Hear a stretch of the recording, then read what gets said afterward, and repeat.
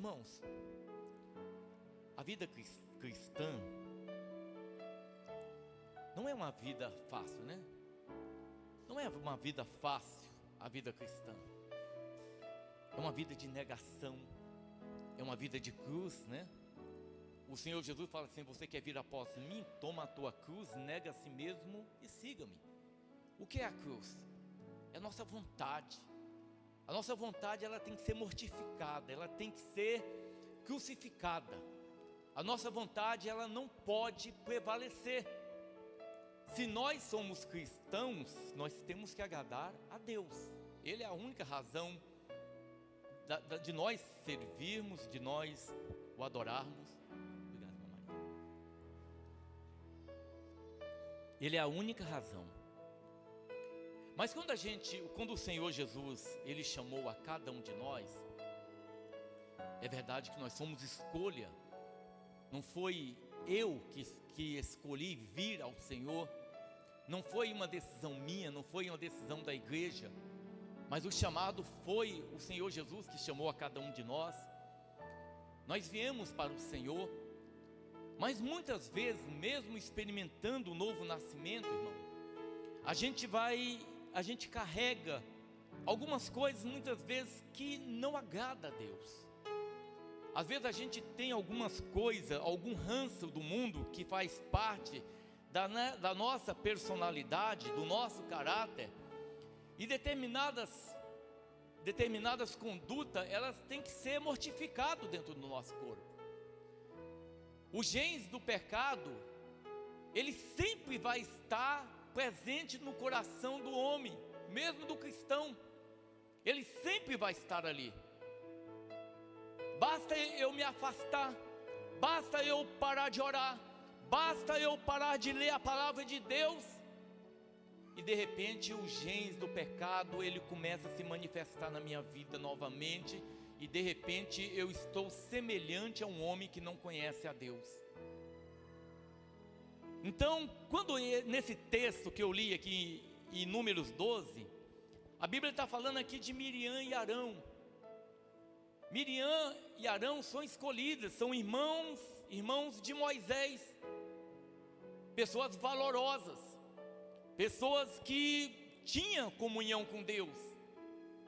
Mas talvez da mesma maneira como cada um de nós, irmãos, Miriam principalmente, e o próprio Arão, eles tinham algo que precisava ser aniquilado dentro da vida deles, tinha que ser destruído. E esse sentimento, talvez, que estava no coração, principalmente de Miriam, nesse texto aqui, era um sentimento de inveja. A Bíblia mostra que eles se levantam contra Moisés, eles falam de Moisés,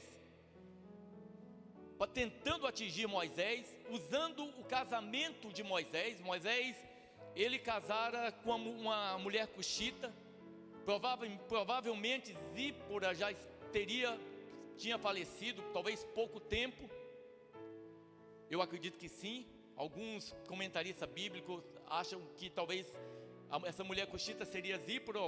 Alguns comentários, eu acredito que não, até porque Zípora, ela era de Midian, ela era uma midianita, e aqui é uma mulher cuxita da Etiópia.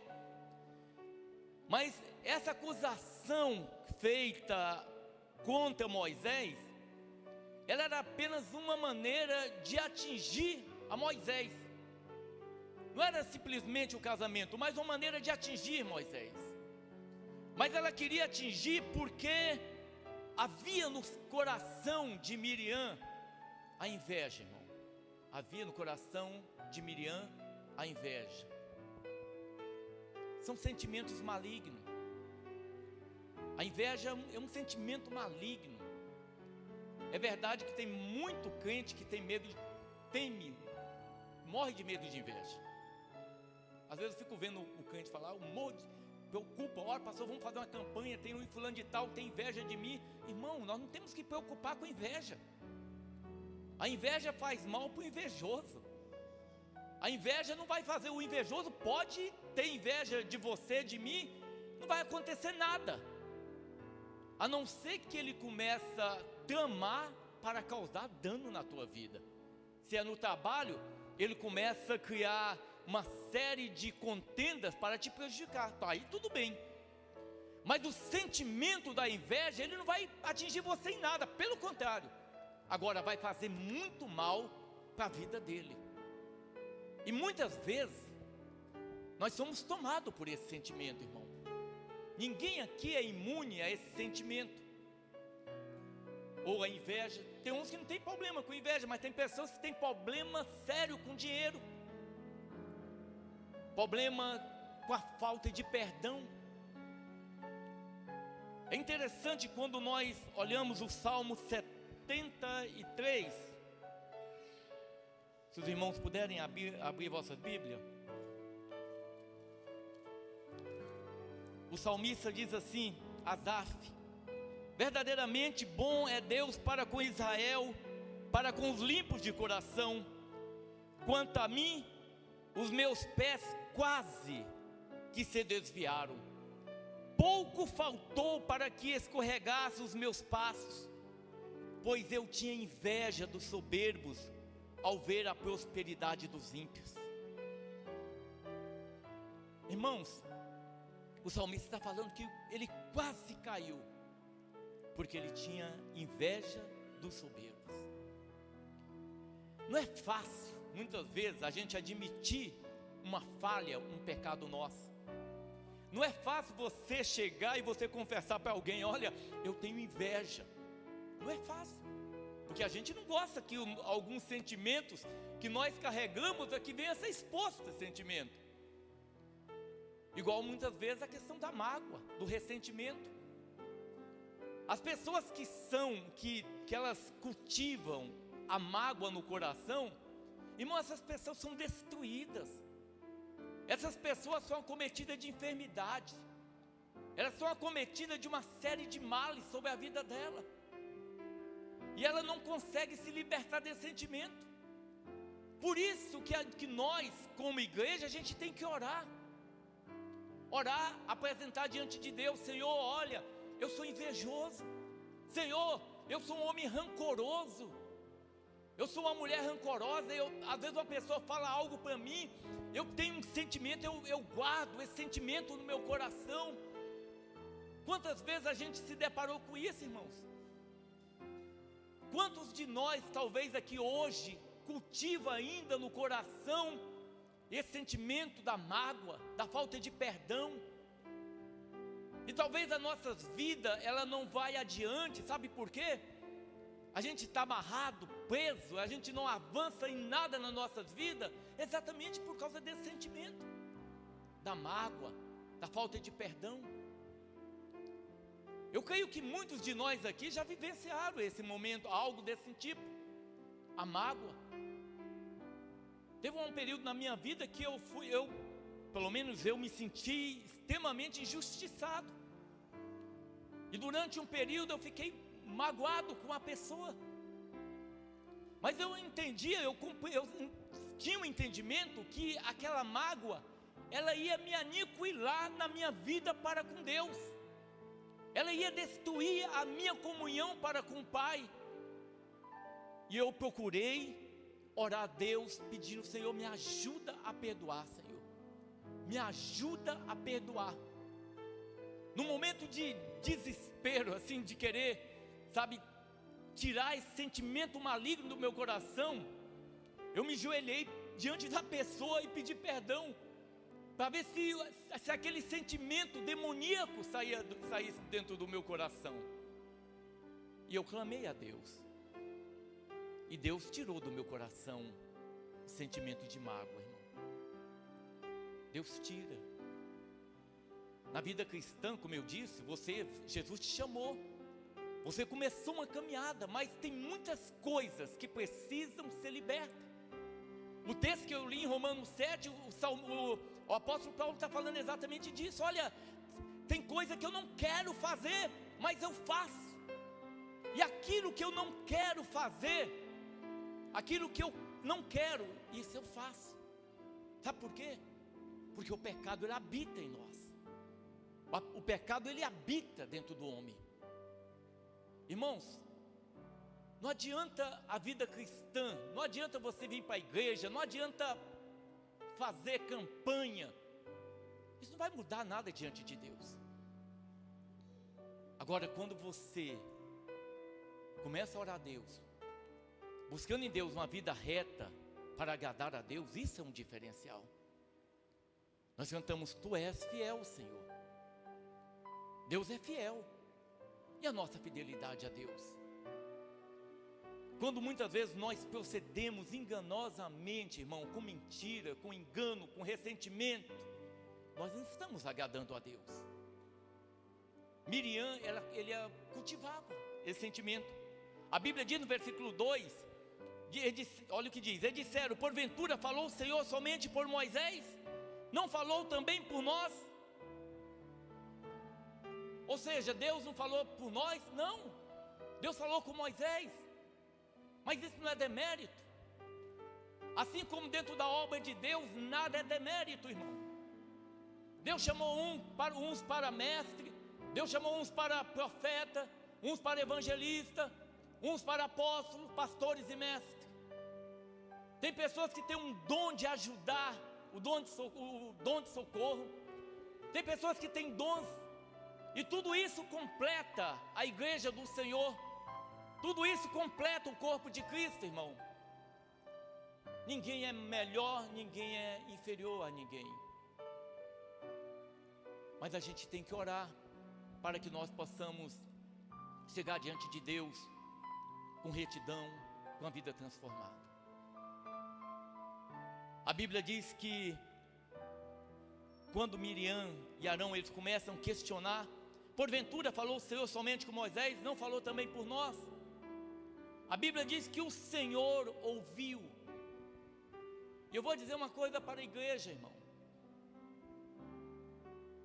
O Senhor, Ele ouve o que nós falamos e Ele conhece as intenções dos nossos corações.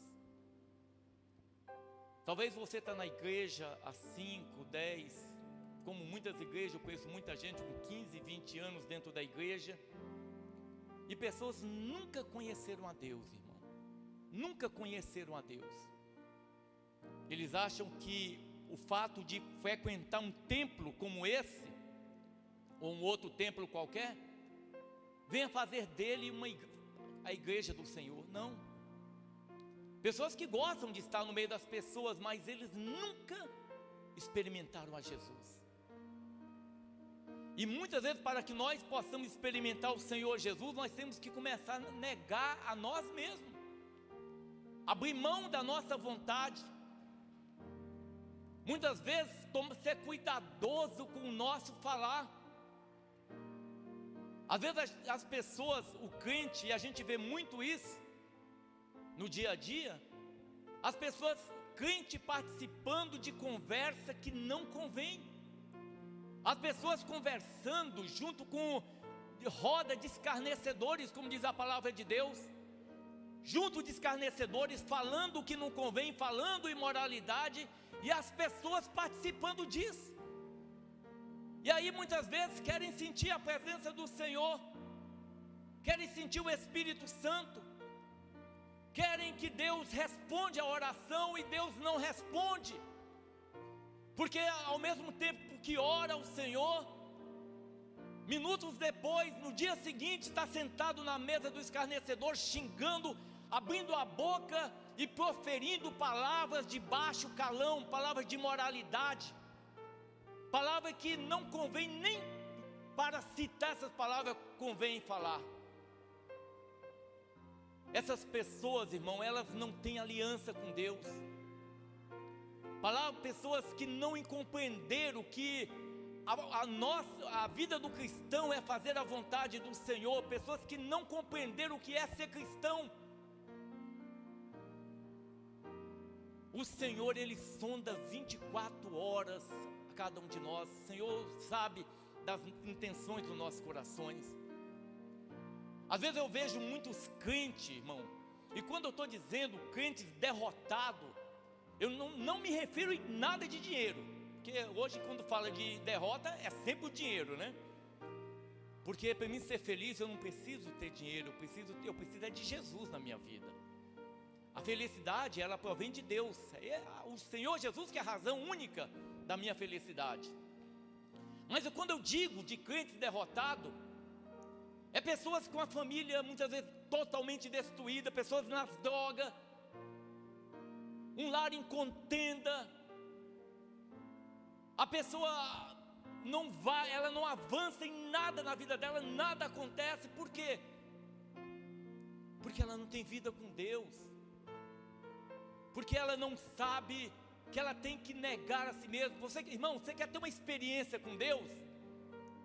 Se você quer ter uma experiência, se você quer conhecer verdadeiramente Jesus, você vai ter que, por exemplo, você bebe, você vai ter que abrir mão da cerveja, tem que abrir mão do álcool, tem que abrir mão pastor, eu gosto de tomar um vinho. Não convém beber vinho, o vinho tem mais álcool do que a cerveja. A gente tem que abrir mão daquilo que não agrada a Deus, irmão. Às vezes a gente tem que tomar cuidado. Tem pessoas cristãs. Uma vez, há uns 10 anos atrás, mais ou menos, onde eu trabalhava, tinha uma crente. E essa crente, ela era filha de um pastor de uma determinada denominação. Imagina uma moça imoral, irmão. Imagina uma moça que andava da igreja com a saia cobrindo o calcanhar, e uma moça imoral. Um dia eu não resisti, eu não aguentei. Eu fui lá perto dela e falei para ela assim: fulana, você me perdoe que eu vou te falar. A tua boca é imunda. Você me perdoe. Aqui nesse lugar muita gente não vai se converter ao Senhor Jesus nunca. Sabe por quê? Porque a tua boca é imunda, que você é imoral. Você me perdoe. Ela não gostou do que eu falei. Ela não gostou, mas eu espero que essa palavra tenha tido efeito na vida dela. Moça imoral, crente, mas imoral. Aí não tem experiência com Deus.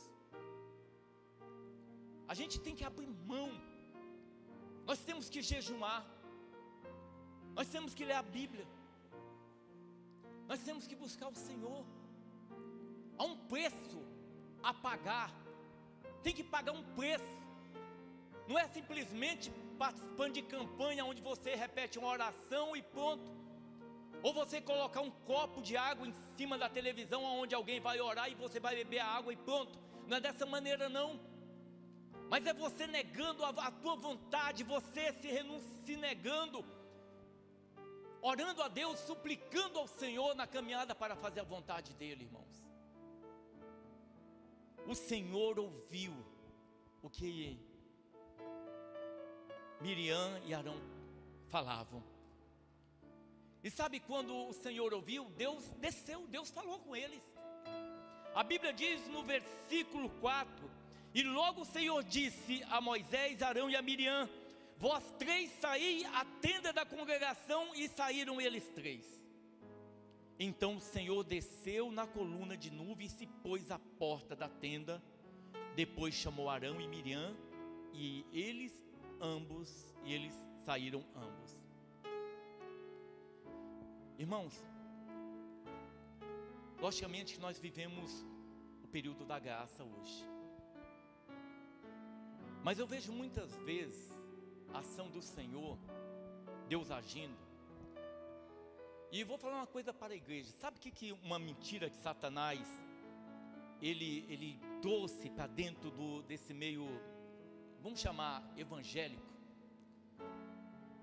Que Deus não castiga, que Deus é conivente com o pecado, que o homem peca, aí o Senhor vem e passa a mão na cabeça: ô fulano, eu sei da tua luta, não peca mais não. Não é dessa maneira também. É só você ler a Bíblia que você vai observar que para toda ação vai ter uma ação do Senhor. Deus, ele vai agir. A pessoa age com engano, a pessoa age com mentira, vai ter algo que vai acontecer. Não vai ficar impune. Eu estava ouvindo essa madrugada um testemunho e chamei Eliane para ouvir, que me chamou a atenção.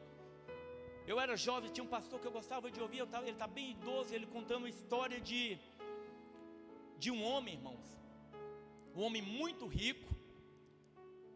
Esse homem, o empresário, ele tinha várias empresas, mais de 200 funcionários. Esse homem, ele casou com uma jovem que tinha formado em medicina, moça que foi criada dentro da igreja.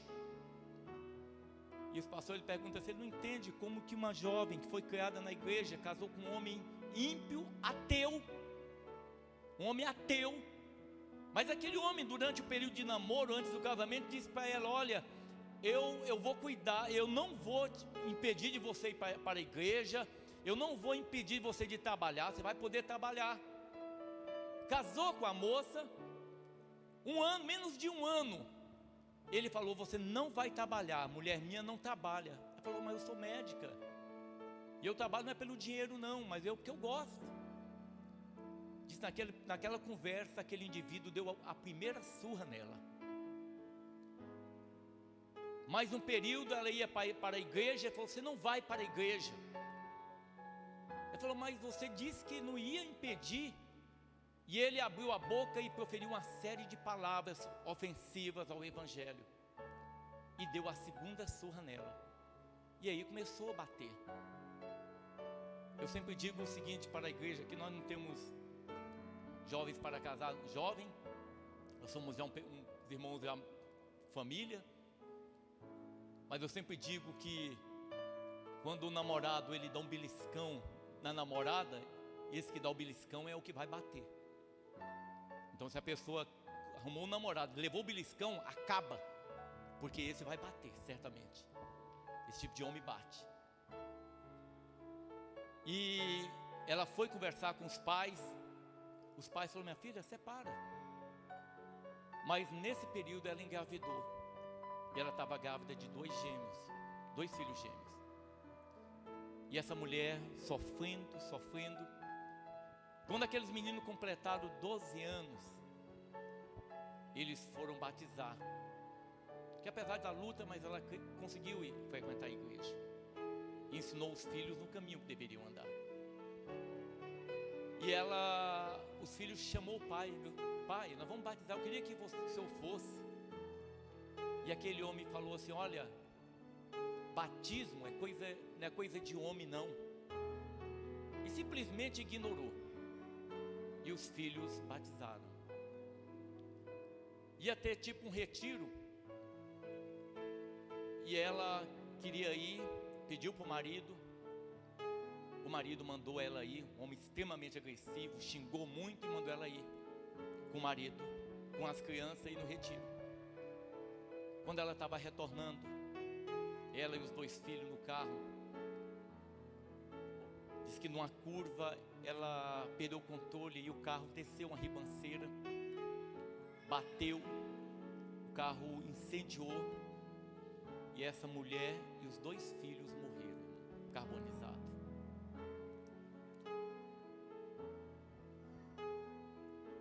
Aquele homem, diz que ele ficou extremamente revoltado, xingava a Deus, porque geralmente o ímpio faz dessa maneira. O ímpio xinga a Deus, o ímpio zomba de Deus. Isso é prática do ímpio. Acontece uma tragédia, ele pergunta: cadê Deus? Mas passou os dias, ele ficou angustiado, e ele começou a passar mal. E ele foi ao médico, e o médico pediu os exames dele, e foi diagnosticado que ele estava com câncer. Um câncer agressivo.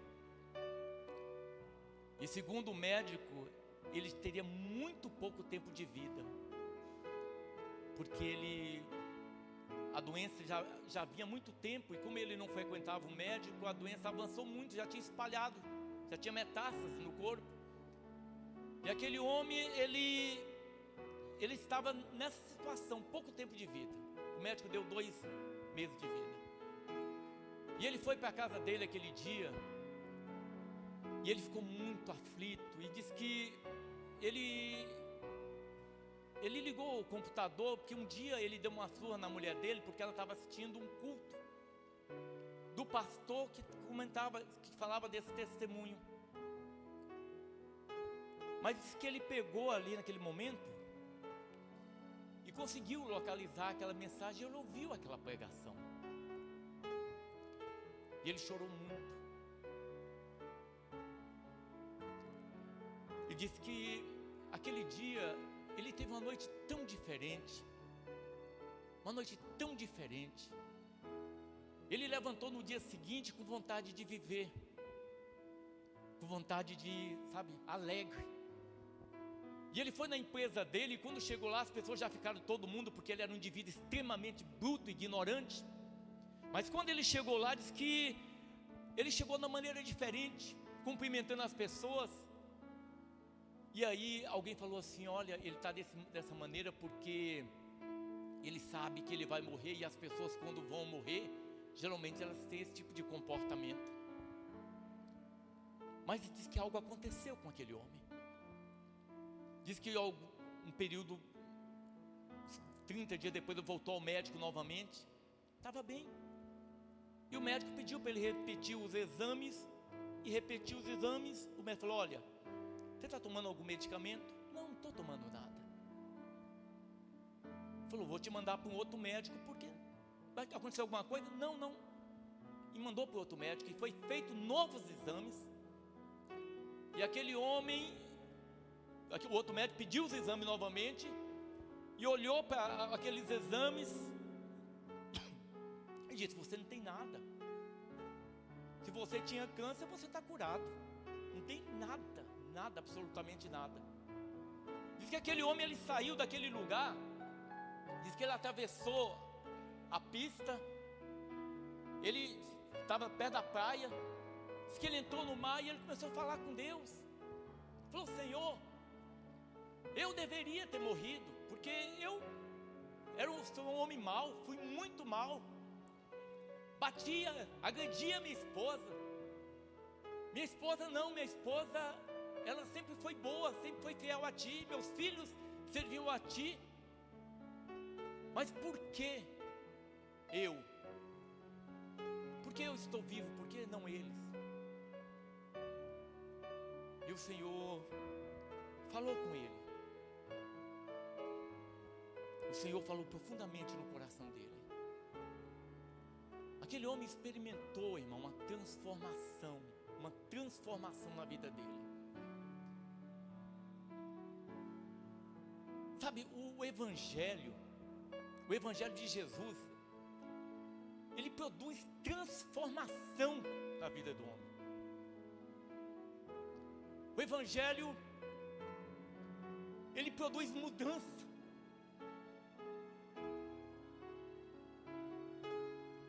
Aquele homem se converteu ao Senhor, e ele dizia assim no testemunho dele: olha, pelo meu testemunho, na minha empresa, 20 pessoas batizaram, desceram as águas, aceitaram Jesus pelo meu testemunho. Quando Jesus ele entra, ele produz essa transformação. Jesus ele entra na vida, ele muda a vida do homem, irmãos. Moisés, quando o Senhor chama Miriam, logicamente que o Senhor queria falar com eles, mas na verdade o tratamento que o Senhor queria implementar na vida de Arão, na vida de Miriam, não era simplesmente rejeitá-los. O que o Senhor muitas vezes Ele quer, quando o Senhor Deus ele prova o homem, quando o Senhor Deus ele permite o homem passar pelo vale da sombra da morte, é que Deus quer restaurar o homem, Deus quer curar o homem, e aí o Senhor permite ele passar.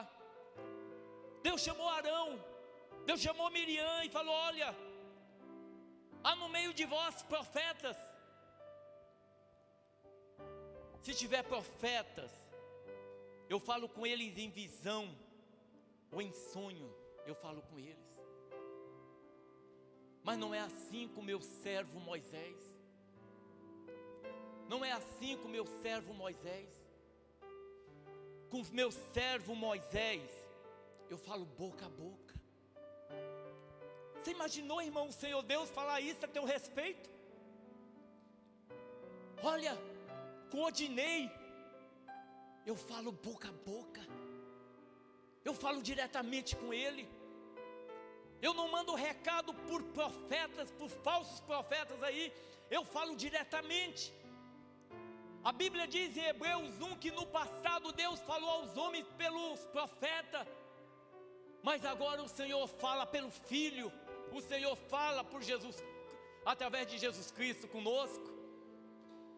Mas irmãos, quando o Senhor ele fala dessa maneira, a Bíblia diz no versículo 9 que a ira do Senhor se acendeu contra Miriam e contra Arão.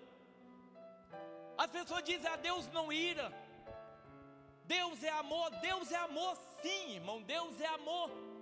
E eu sempre digo para a igreja que a maior prova de amor do nosso Deus foi Ele entregar o único filho dele para morrer no meu e no teu lugar. Você estaria disposto a entregar o teu filho para morrer no lugar de um homicida, morrer no lugar de um assassino?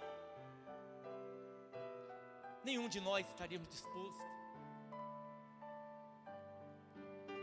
Eu creio que nós que temos filhos, não há nada mais importante nessa terra do que os nossos filhos. Não tem nada que se compara a um filho. Tem um irmão muito amado, que eu conheço há um tempo.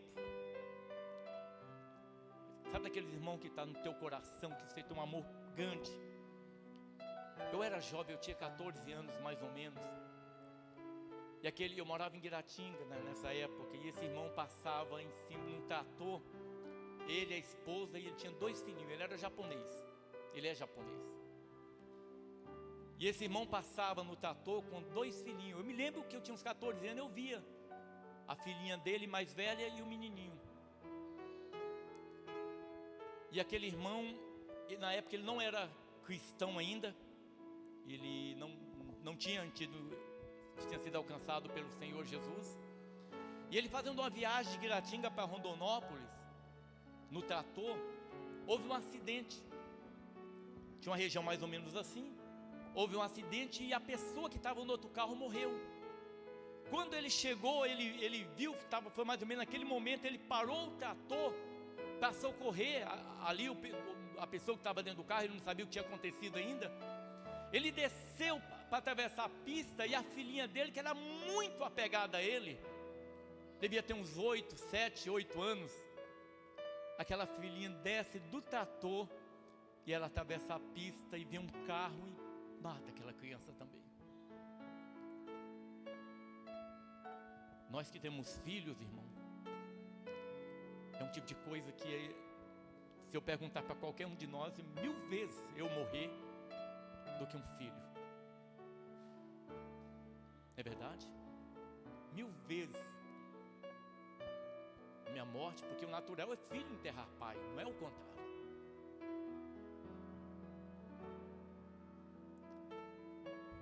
Mas aquele homem, ele era muito bem financeiramente. Ele teve um encontro com Jesus posteriormente. Ele fez parte, ele era presbítero da nossa igreja, lá em Guiratinga. E esse homem, a situação dele, depois que ele aceitou Jesus, financeiramente, ele entrou numa decadência, passou por muita luta. E ele foi para o Japão, passou uns 5 anos no Japão, com um filho. A menininha tinha morrido, e foi com esse filho. E ele passou com esse filho, eu creio que se havia uma amizade entre ele e aquele pai, entre o filho, essa amizade ela se intensificou pela convivência.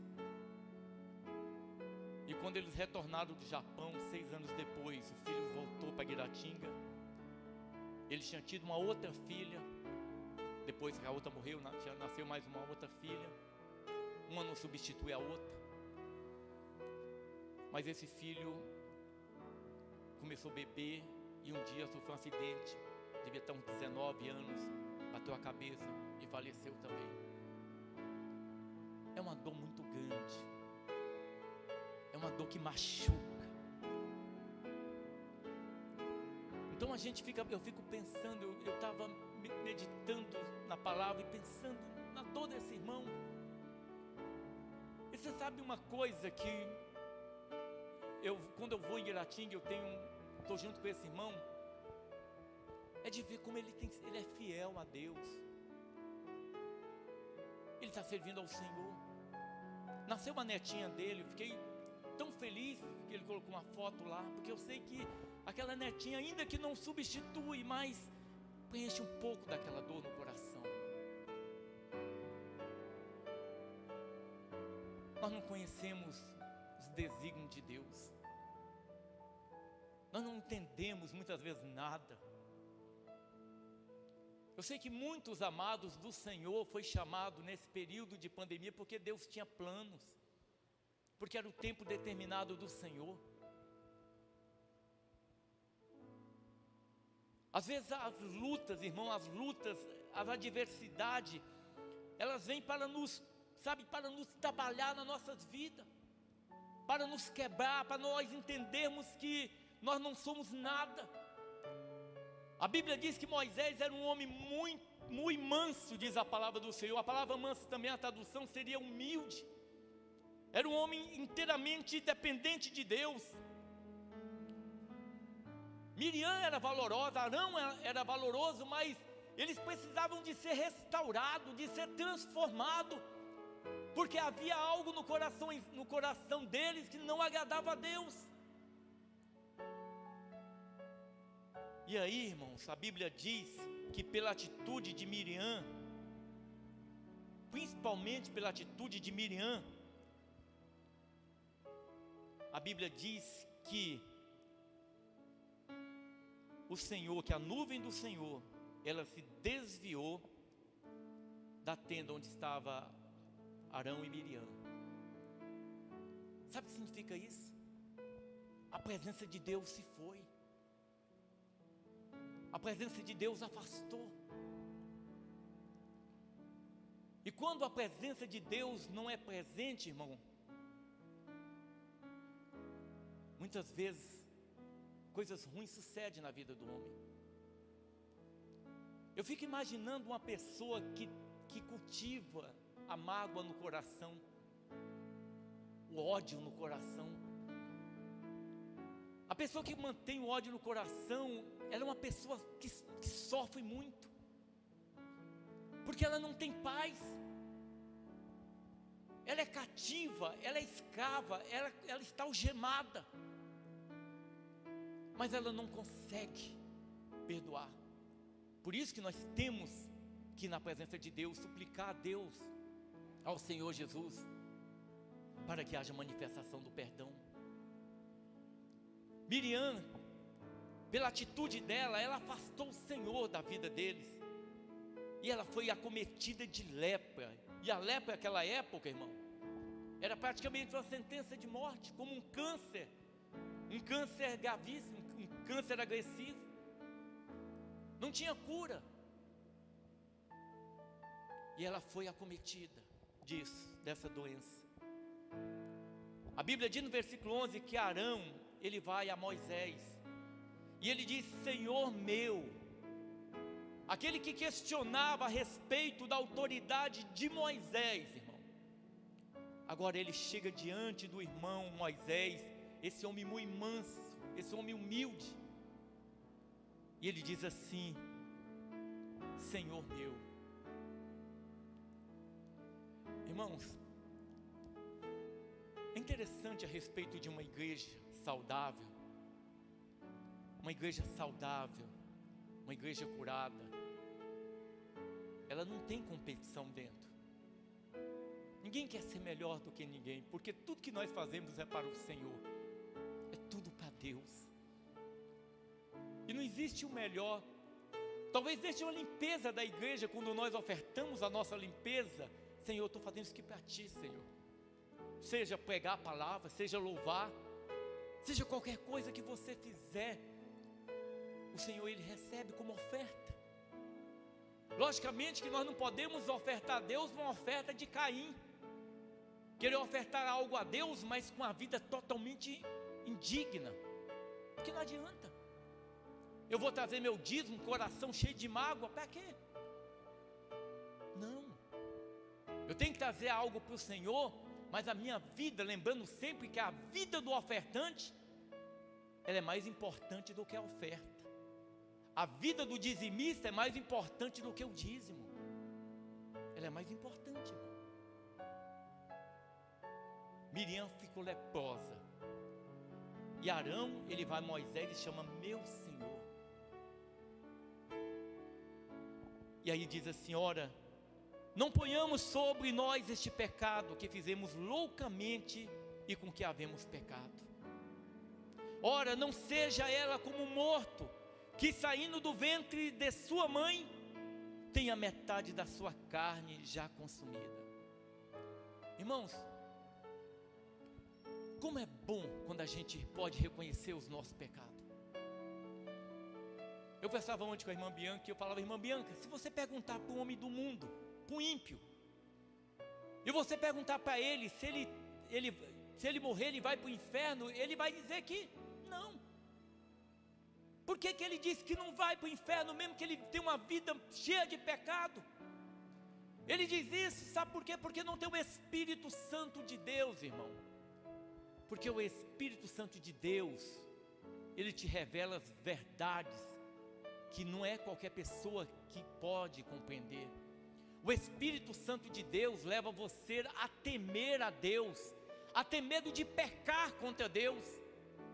Por isso que nós, ainda que muitas vezes somos carnais, ainda que carregamos dentro de nós o gene do pecado, irmão, nós lutamos e nós não aceitamos isso nas nossas vidas. Por isso que muitas vezes a gente tem orado, clamado a Deus para Deus restaurar as nossas vidas, Deus restaurar o nosso viver, porque nós queremos agradar a Deus, fazer a vontade dEle. A Bíblia diz que Moisés, ele vai falar com Deus, porque ele tinha esse privilégio de falar com Deus, como o próprio Senhor Deus tinha dito, boca a boca falou com ele. E é isso que nós temos que entender, irmão. A Bíblia diz no Salmo 20 assim, que Deus te ouça no dia da angústia. Que Deus te ouça no dia da angústia, irmão. Irmã Leudes, Deus ouviu a irmã Leudes no dia da angústia. Deus ouviu a irmã. Tem muita gente que no dia da angústia, irmão, Deus não vai ouvir. Às vezes a gente ora por determinadas pessoas, irmão, opa, só ora por fulano de tal, está em tal lugar. Mas muitas vezes eu pergunto, aquela pessoa talvez ela está enferma, ela está em tal lugar, mas talvez ela teve a oportunidade de ouvir falar de Jesus. Foi dada uma oportunidade a ela para aceitar Jesus Cristo como Senhor, para que ela recebesse Jesus como Senhor. E aquela pessoa simplesmente rejeitou, zombou, não aceitou Jesus. E aí ela continuou a caminhada dela e de repente ela passou pelo vale da sombra da morte e ela foi acometida por uma enfermidade. E aí o Salmo 20 diz que Deus te ouça no dia da angústia. A Bíblia não está dizendo que a Bíblia não está falando que Deus vai te ouvir, mas a Bíblia está dizendo que Deus te ouça no dia da angústia, quer dizer que Ele pode não ouvir. Por isso, irmão, nós não podemos deixar para amanhã o que nós podemos fazer hoje.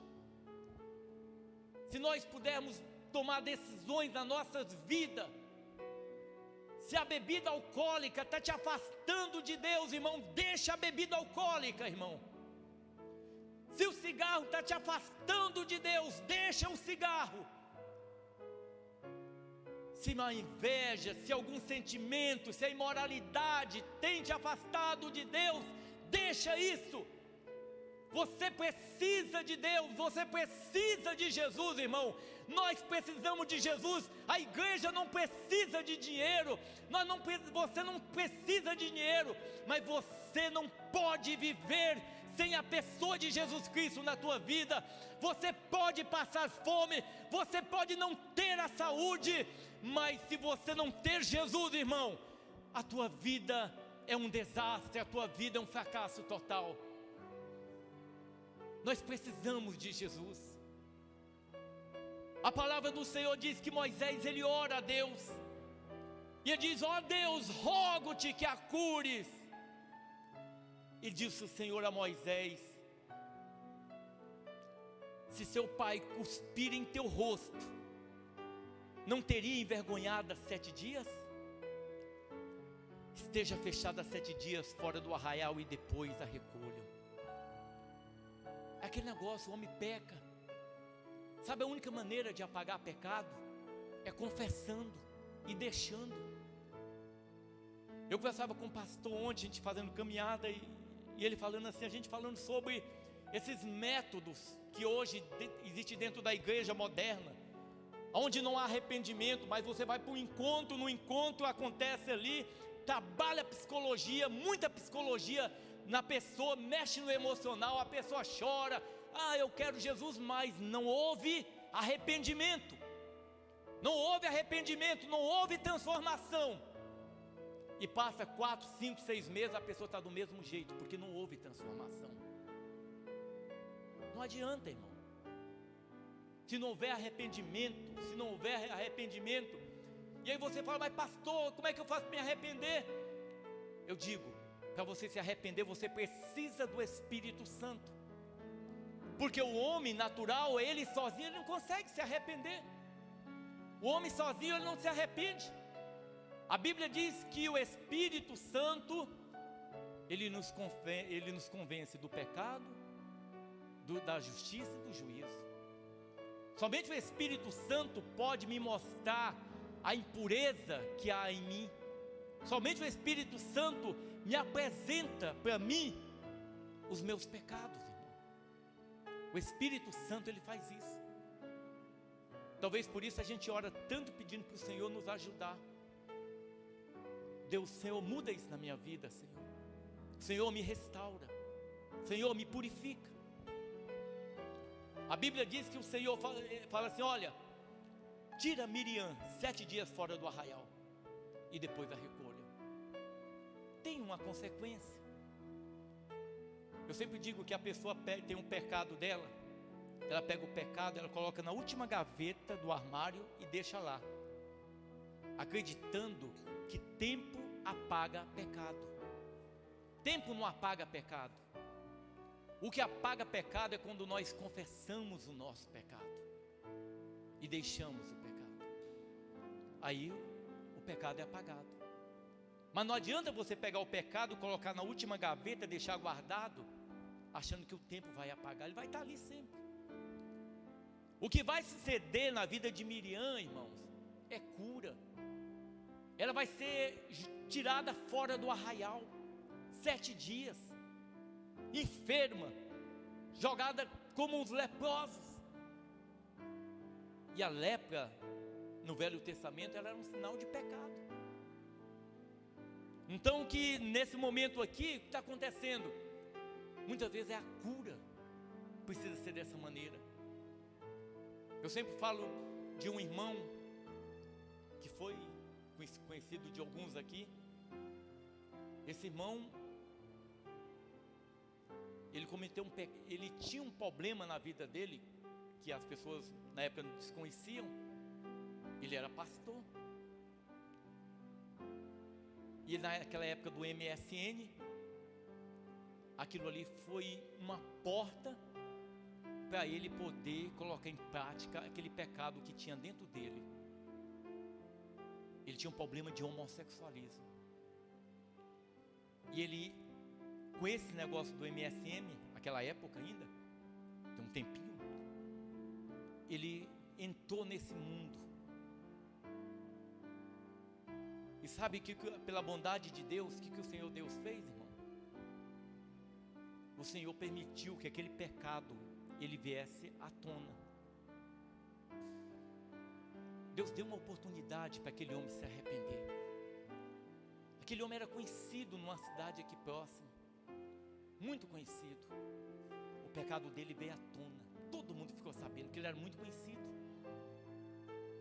Mas era um tempo para ele se arrepender, era o tempo para ele se voltar para Deus. A igreja propôs para ele, falou: irmão, fica no banco, você precisa de ajuda, nós vamos te ajudar, fica no banco. Mas o irmão, em vez disso, o irmão mudou para outro estado, porque o pai da esposa dele era pastor de várias igrejas, e eles foram para lá. Chegou lá, assumiu a igreja, não falou nada, pegou o pecadinho, colocou na última gaveta. Ninguém está sabendo lá, ninguém está sabendo. E passou um tempo, ele voltou à mesma prática, e o fim dele foi terrível, irmão. Foi terrível. Ele foi marcar um encontro, ele teve uma morte terrível. Então muitas vezes o Senhor ele permite que determinadas coisas venham à tona, mas é para curar, para restaurar. Por isso nós temos que buscar em Deus a transformação. Aquilo que muitas vezes nós sabemos, nós temos consciência que não agrada a Deus, a gente tem que orar: Senhor, me ajuda. Senhor, me ajuda nessa área.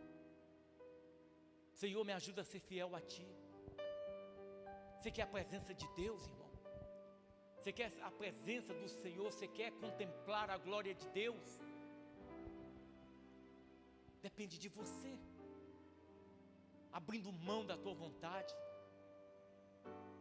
Pastor, eu não gosto de ir na oração de jeito nenhum, mas eu vou orar, porque eu sei que é necessário, é preciso eu orar. Pastor, olha, eu quero mudar tal coisa na minha vida, porque eu sei que não agrada a Deus. Muitas vezes eu xingo, eu sou um cristão, mas muitas vezes eu abro a boca, e minha boca parece, é terrível o que sai dos meus lábios. E o Senhor está dando oportunidade para nós nos arrependermos, para nós voltarmos para o Senhor, para que você não precise ser acometido de uma enfermidade, ser arrancado do meio do arraial, onde a vergonha vai ser exposta. Nós precisamos, irmãos. Eu creio que aqui foi uma cura na vida de Miriam. Após esse momento aqui, ela vai olhar para Moisés de uma maneira diferente, reconhecendo que Deus é Deus, reconhecendo que Deus ele age da maneira como Ele bem entende, que Ele cura quem Ele quer, que Ele opera da maneira como Ele quer, que Ele, independente daquilo que Ele faz, Ele é Deus, Ele é Senhor. E o homem que não se arrepende, o homem que se mantém duro, irmão, pode ser que venha perder a sua salvação. Que nós como igreja, nós venhamos entender os projetos de Deus, os planos de Deus, irmão. Todos nós estamos numa caminhada. Nós saímos do Egito, 350 quilômetros, 320 quilômetros do Egito até a terra prometida, pertinho, como daqui em Guiratinga. Se nós, 2 milhões de pessoas, em 2 meses a gente chega lá, percorre esse caminho. Mas o povo de Israel chegou na beira da terra prometida. Por causa da incredulidade, eles peregrinaram 40 anos no deserto. 40 anos peregrinando por causa da incredulidade. Às vezes muitas coisas não acontecem na nossa vida por causa da incredulidade, porque nós temos rejeitado, nós temos endurecido os nossos corações e não temos dado crédito à palavra de Deus. Amém? Senhor Jesus, essa é a Tua palavra, Pai. A Tua palavra que o Senhor trouxe para nós, para mim e para a Tua igreja. Que essa palavra ela venha surtir efeito que essa palavra ela seja para curar, para transformar, e que nós possamos estar na Tua presença, Pai, não apenas em palavras, não apenas com palavras, mas que nós venhamos estar na Tua presença em retidão, em sinceridade, Pai. Senhor Jesus, nós vamos participar agora da Tua ceia, Pai, da Santa Ceia. Ó Deus amado, que aqueles que forem participar, que o Senhor venha tocar em cada coração, Pai. Que o Senhor venha tocar em cada coração no nome de Jesus. Eu quero abrir a palavra do Senhor. Quero convidar os irmãos que vão louvar o hino. 1 Coríntios capítulo 11. Irmãos, eu tenho dito para a igreja, com muito cuidado, com muito zelo, se você é batizado, não tem por que você não participar da ceia do Senhor, irmão. Pastor, minha vida não está legal. Irmão, tem que consertar a vida. Se você participa indignamente, você está comendo para a tua própria condenação, diz a palavra do Senhor. Aquele que participa indignamente come e bebe para a própria condenação, não discernindo o corpo do Senhor. Agora, se eu não participo, e suponha que eu venha falecer, irmão, se você não participou do banquete do Senhor, você acha que você vai ser salvo? Não vai. Porque esse momento aqui é momento de conserto. Todos nós temos que nos consertar diante de Deus. Nós não sabemos a hora que o Senhor vai nos chamar. E nós temos que estar diante de Deus em retidão. Diz assim a palavra. 1 Coríntios capítulo 11, a partir do